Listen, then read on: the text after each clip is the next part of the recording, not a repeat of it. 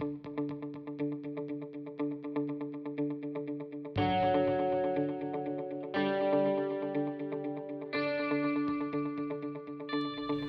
me, artist means quite, as obvious as it sounds, it means a creative person, but also someone who's kind of like socially aware, who understands kind of the role that art plays in shaping society and also commenting on society as well.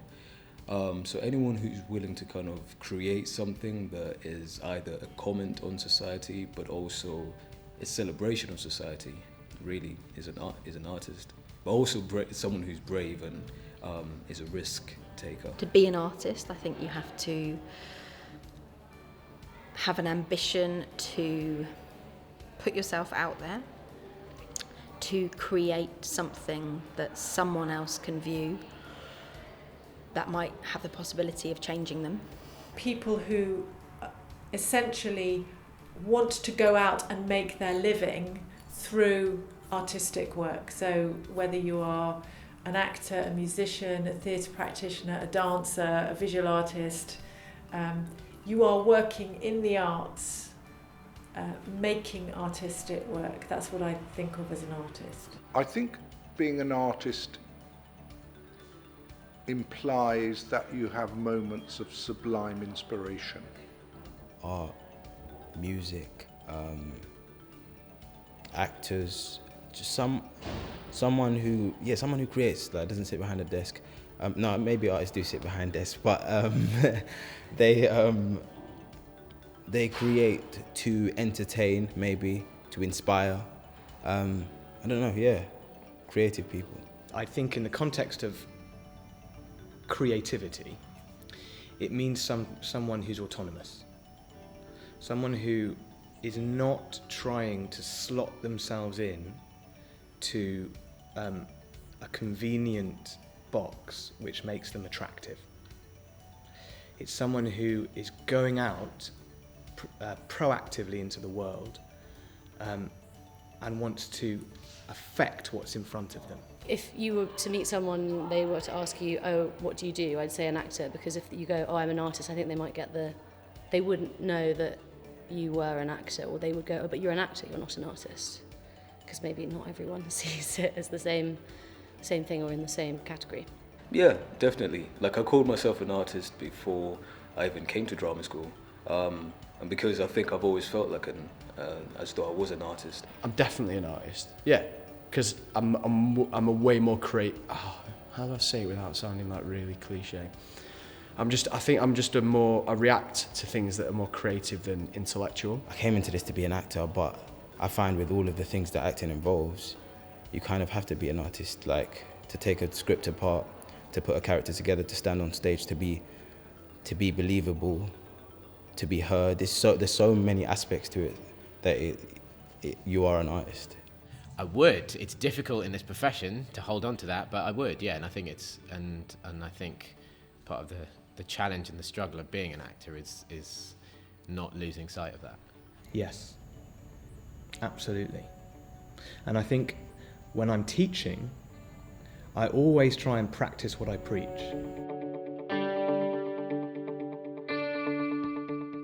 For me, an entrepreneur is anyone that kind of, almost like an artist, who just takes the initiative and creates what they feel needs to be created, either for society as a whole, but also just for themselves. Entrepreneur is someone who, to me, works from the ground up to create something, an idea, a business. Someone who's interested in innovating in the field. I think I think it's important to say that innovate in the field of business. It might mean someone who thinks for themselves, who isn't going to take every single word that the teacher says as gold dust. I was just about to say, like, someone who's created something that's completely new, but that's the same as like an artist. An entrepreneur. In a way, it is the same as being an artist.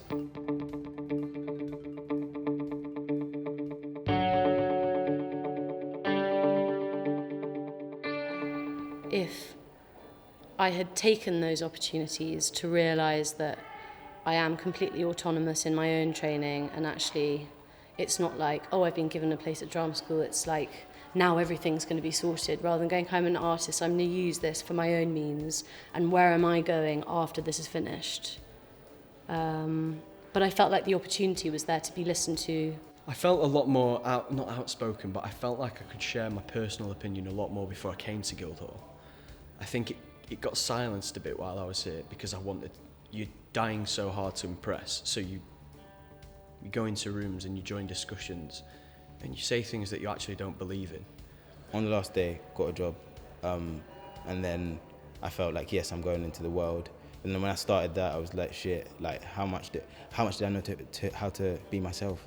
Because I walked into my first rehearsal, someone walked in the room sounding like me, everyone else was RP speaking, and I was just mind blown that he had the confidence to speak in that voice, in this environment. I was like, wow, like slowly I found a way to be myself and voice my opinions, and I didn't find that in the training ever. I felt like I had to sound a certain way, and that as an artist your voice is the first. So I think as a teacher, all you need to do is plant the seed that it's valid and encourage that people have their own ideas, and then that will kind of lead to the kind of blossoming of people and individuals feeling like they can take the space as an artist and not just as an actor who's going to be told what to do. I try to create an energy within the group which is anarchic, but I suppose I would describe it as the discipline of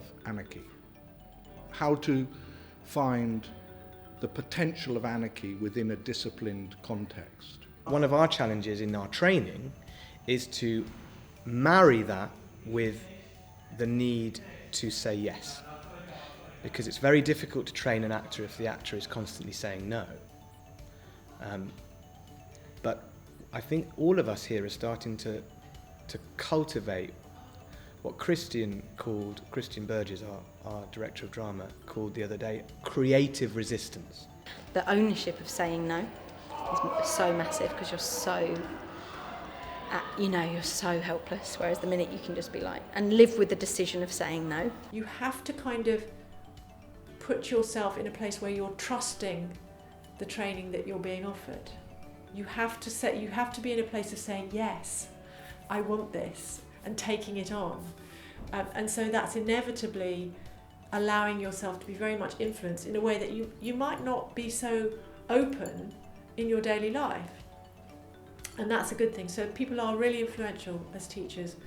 So when, as a teacher, you are out there being entrepreneurial, whether that's putting on your own artistic projects or having new ideas and so on, I think people immediately soak that up, and it's actually one of the things that surprised me very often. I also think that you need to redefine this idea of success. So what does success mean to us as individuals, as actors, as artists, and drama schools? It's not good enough to have 2 or 3 graduates a year that you can put on your website and say, these are the people who went to our drama school, and these are the people that we promote. Because other people are doing fantastic work as well. And they may not be as kind of famous or in the spotlight as, the people who are jobbing actors. But that is something that I think needs to change. This idea of what is success. From the moment someone auditions for drama school, they've often decided their own narrative. They've often decided that they're now an actor. They're now a drama student, and they're going to be an actor. And as just like Willy Loman in Death of a Salesman, they start to believe their own narrative. They tell everybody this is who they are, this is what they're doing, and that's the path they're on. And then if you bring into that the X Factor culture that we have at the moment of never give up, and constantly, until you're 80, you've got to fight. The danger is that there are no other narratives available to them, that they're stuck with that narrative. Unless they're very, very brave. Unless they're very brave and they are able to banish that easily. But most actors can't. And sometimes they can't until it's too late. So I try in my work to allow the narrative to embrace everything. If someone really, really wants to go straight down the mainstream route and they're set on that, that's fine, but it should be their choice, and it should be their choice within an atmosphere and a feeling and a context that's not what success is. That's not what gives them worth as an artist. And that's hard because you don't want to dampen anybody's ideals. But I think we can play a part in fostering the ideals in the first place and how we foster those ideals. And it's all about narrative. Identifying entrepreneurial elements within a student is being receptive to their wants and needs, right? So I think that's what good teaching is, ultimately, is it's a conversation, it's a dialogue. It shouldn't be about, you shouldn't be dictating as a teacher. You should be guiding and facilitating. So I try to do that when I'm directing or teaching. Whether I achieve that is another matter, but certainly I like to keep that dialogue open between myself and the students. Certainly with the Creative Entrepreneur Scheme, one of the things that has happened a lot is people sort of say, I feel as though I've had my whole brain rewired through this process. And what do they mean? I think they've been empowered to think differently, and particularly to get over those barriers of I'm an artist, therefore I can't do the money, or I can have an idea but I just don't know if I can ever really make it happen. I don't know if I've got all the skills. So kind of building the confidence, the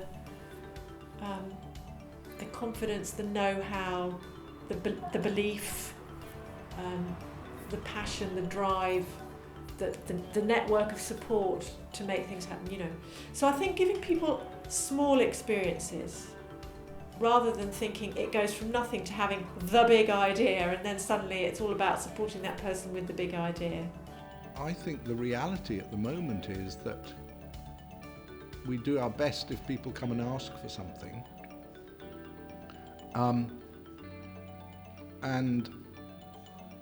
But it's one of the questions which is really live at the moment about how we could work with people that have gone through the training to develop their practice, and which could be mutually beneficial, because in a way the alumni are the most powerful advocates that are alive and well and out in the world that we have, and we don't have a good enough and dynamic enough relationship with the alumni. We've always been dreaming about having a graduate company